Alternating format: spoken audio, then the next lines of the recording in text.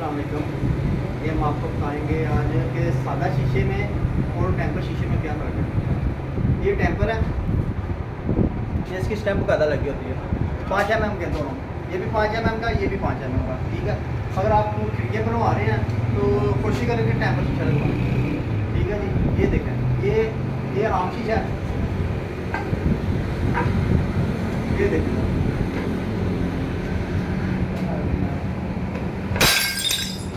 ये टूट जाए। ठीक है,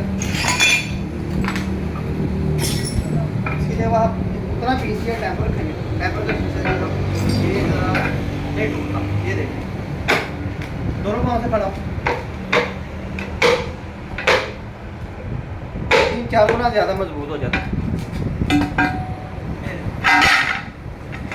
ये जब भी टूटेगा ना, इसको यहाँ से कोई चीज़ जोर से लगेगी थोड़ी वगैरह तो फिर टूटेगा। ठीक है, हमारा मशवरा आपको ये है कि अगर आप खिड़कियाँ बनवा रहे हैं, अगर 20,000 की खिड़की बन रही है 4x4 की, तो उसमें 2,000 रुपया इजाफी होगा तो आपका शीशा टेम्पर लग जाएगा।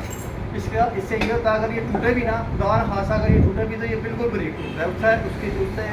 उसका फायदा ये है कि ये किसी को लगता नहीं है, इससे नुकसान नहीं होता, किसी को चोट नहीं लगती। ठीक है जी, अल्लाह हाफ़िज़।